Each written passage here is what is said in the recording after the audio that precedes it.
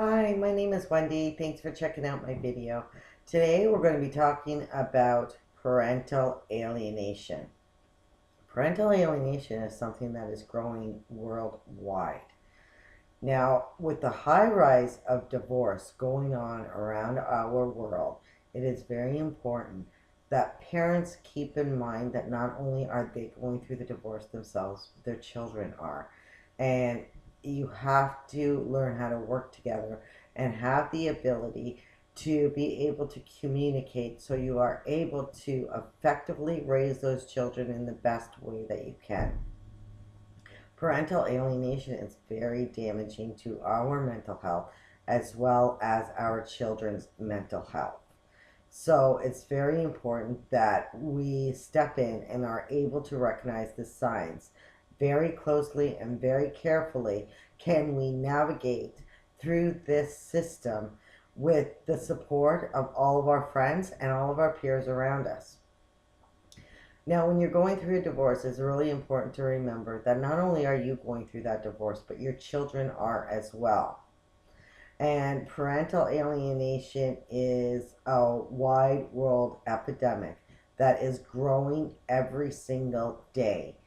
Now, it's very important to remember, do not be derogatory to that parent's other child in any way, and you can avoid the trap of parental alienation. We're going to talk about the different forms of parental alienation first. We have the mild form, we have the moderate, and we have the severe form. There's three different types of alienators: a naive alienator, an active alienator, and an obsessed alienator. The mild alienator, which is also the naive alienator, is one who will periodically say things to a child like, oh, your other parent is coming to take you away from me today, or I don't have enough money to give you this week because your other parent is taking it all from me, so you have to wait till my next paycheck. Those are simple forms and mild forms of naive alienation. The alienator in this case believes and still wants the parent child relationship and wants to nurture that, but does not realize that they are really actually alienating the child against the other parent. And it's important to remember anybody can be alienators, not just another parent, but it can be child protection services, lawyers, counselors, doctors, friends, even a best friend of the child itself. They can all be alienators. And early detection is the key in order to be able to reverse the damages. Now, the mild form and the naive form, you don't necessarily need in depth counseling or therapy for this. All you need to do is really read the book Divorced Casualties. Now, that's a good read for anybody who is starting to fall in this trap and wants to do the best thing for their child, and they're very susceptible to being helped in any way that they can in order for it not to affect the children. The second form of an alienator that we have is this moderate form, and this is the active alienator. The active alienator sometimes loses control impulsively over their behavior in front of a child and talks derogatory about the other parent. But they still want to nurture the parent child relationship, but they could benefit from counseling, and usually they're pretty willing to go.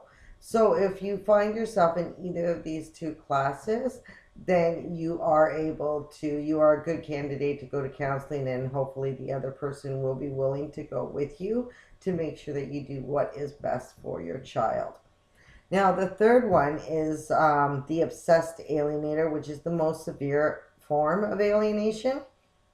And the obsessed alienator is out to destroy the targeted parent. They have no regard for the children's best interest, and they just want to do whatever they can to destroy the other parent at any cost, and anything that it takes to do it, that's what they're going to do. They have no remorse for it afterwards, and they definitely don't have the ability to put the child's needs before their own. So those are the three forms and the three types of alienators.